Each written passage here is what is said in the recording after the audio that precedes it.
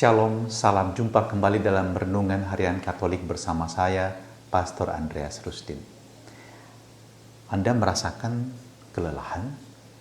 Anda merasakan letih lesu, berbeban berat? Anda tidak sendirian. Yakinlah itu. Anda adalah salah satu manusia yang mengalami itu di atas muka bumi ini.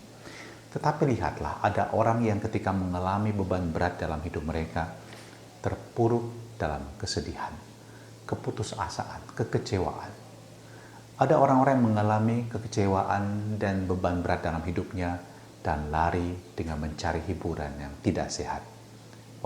Dan membuat mereka tenggelam di dalam kegelapan dosa.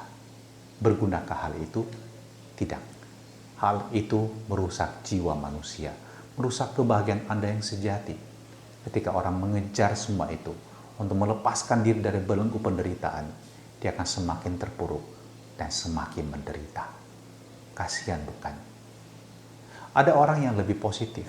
Ketika mengalami semua itu, mereka melakukan hal-hal yang baik, hal-hal yang menimbulkan energi positif dalam hidup mereka, aura positif dalam keseharian mereka.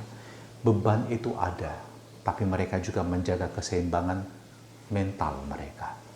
Mereka pergi melihat pemandangan yang indah, ke tempat-tempat yang juga menyejukkan hati.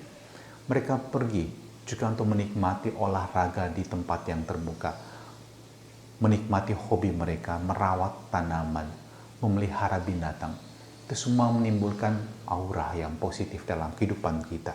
Juga mungkin ada yang beristirahat, cukup nonton film yang menyenangkan hati.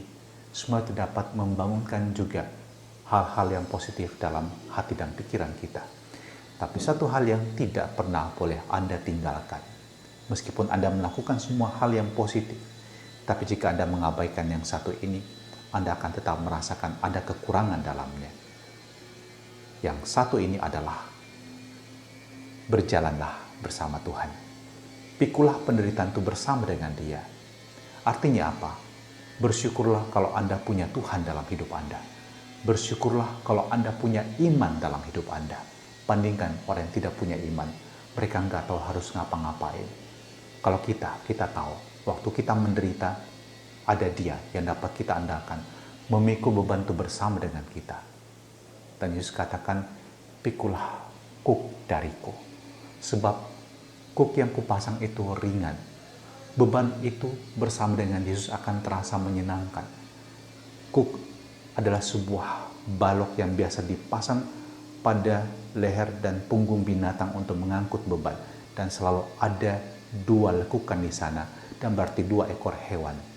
Dan Anda tahu, jika Anda memikul beban, Anda tidak sendiri. Ada Yesus bersama dengan Anda. Dan ingat, Dia adalah Allah.